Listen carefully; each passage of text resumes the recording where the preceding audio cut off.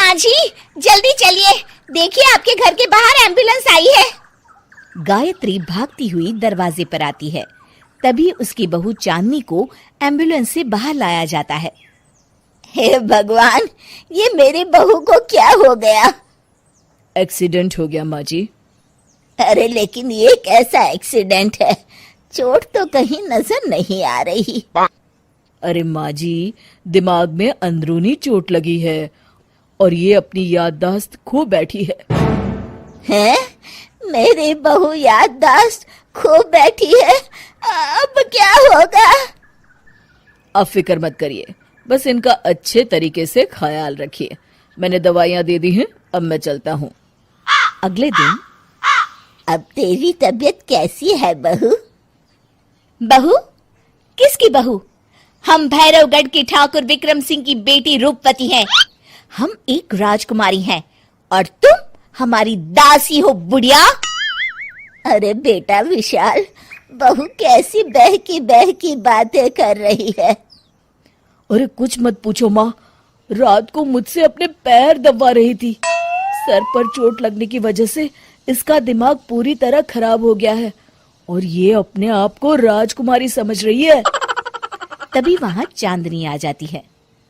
तुम दोनों यहाँ क्या खुसुर फुसुर कर रहे हो? कहीं तुम दोनों मिलकर हमारे खिलाफ कोई षड्यंत्र तो नहीं रच रहे हो? हम तुम्हारा सर तलवार से उड़वा देंगे, समझे? अरे नहीं नहीं राजकुमारी जी, हम तो आपके सेवक हैं। भला हमारी इतनी हिम्मत। कहिए, आपने यहाँ हॉल में आने का कष्ट कैसे किया? हमें बहुत भूख लगी है। ए दासी, जल्दी से हमारे लिए भोजन का प्रबंध करो। आज हम शाही कबाब खाएंगे। विशाल अपनी माँ को चांदनी की बात मानने के लिए इशारा करता है। ठीक है राजकुमारी जी, मैं अभी आपके लिए भोजन लेकर आती हूँ। इस तरह विशाल और उसकी माँ ना चाहते हुए भी चांदनी की जी हजूरी में लगे रहते हैं। लाओ माँ, जल्दी से मेरा टिफिन दो, मुझे देर हो रही है। अरे ठहर जा, जरा दम तो लेने दे मुझे। सारे घर का काम मुझे अकेली को करना पड़ता है। तेरी बीवी तो राजकुमारी बनी बैठी है, सारा दिन हुक्म चलाती रहती है। अरे माँ, मेरा भी तो यही हाल है। फिलहाल तुम मेरा टिफिन दे दो, मैं चला। रुको, कहाँ जा रहे हो? अरे मर गया रे, ये कहाँ से आ धमकी? आज हमारा जुहू चौपाटी घूमने का मूड है और हमें अपने लिए नई साड़ियाँ भी खरीदनी है। चलो जल्दी से अपना वाहन निकालो और हमें ले चलो। अरे अब तो मैं गया काम से। अगर आज मैं वक्त पे ऑफिस नहीं पहुंचा तो मेरा बॉस मुझे नौकरी से निकाल देगा। मरता क्या न करता। आखिरकार विशाल चांदनी को घुमाने ले जाता है और चांदनी अपने लिए ढेर सारी शॉपिंग भी करती है। ए दासी, टीवी पर कपिल शर्मा के आने का समय हो गया है, जल्दी से टीवी शुरू करो। अरे वाह, कपिल शर्मा तुझे याद है, बाकी कुछ याद नहीं। बहू तू तो बड़ी चालू लगती है, अपने फायदे की हर चीज तुझे याद रहती है। मैं तो तेरी इस अजीब बीमारी से परेशान हो गई हूँ। अगले दिन, अरे डॉक्टर साहब, आप इतने दिन से मेरी बहू का इलाज कर रहे हैं, लेकिन उसकी बीमारी तो सुधरने के बजाय और बढ़ती जा रही है। अरे माँ जी, ये दिमागी बीमारी है। बेचारी की याददाश्त चली गई है, वापस आने में थोड़ा वक्त तो लगेगा ही ना। गायत्री डॉक्टर से बात कर ही रही होती है कि तभी उसकी पुरानी सहेली शीला वहां आ जाती है। शीला को देख अचानक डॉक्टर घबरा जाते हैं। अच्छा माँ जी, मुझे एक मरीज को अर्जेंट देखने जाना है, मैं चलता हूँ। ये कौन था?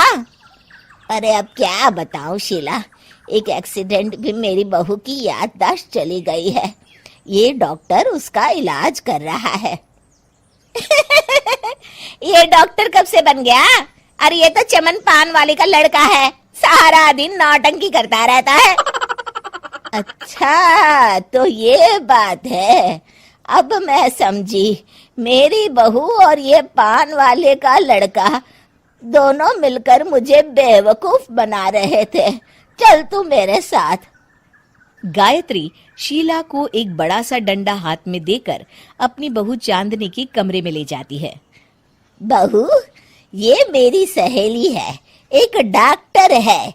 इसने तेरे जैसे न जाने कितनों का इलाज 2 मिनट में कर दिया है। इसका कहना है कि सर पर जहाँ चोट लगी हो, अगर उसी जगह दोबारा किसी बड़े डंडे से जोर से मारा जाए तो मरीज की याददाश्त वापस आ जाती है।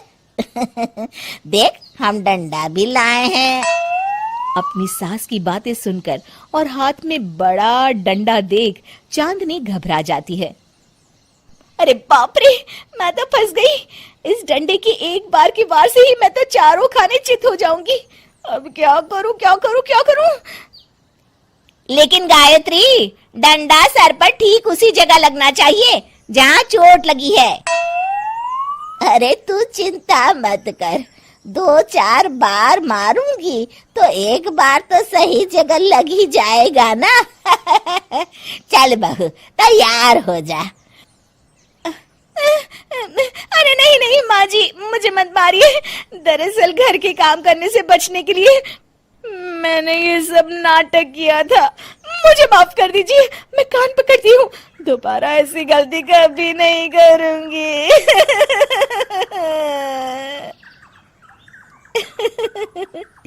क्यों दोस्तों, कहानी कैसी लगी हमें जरूर बताइएगा।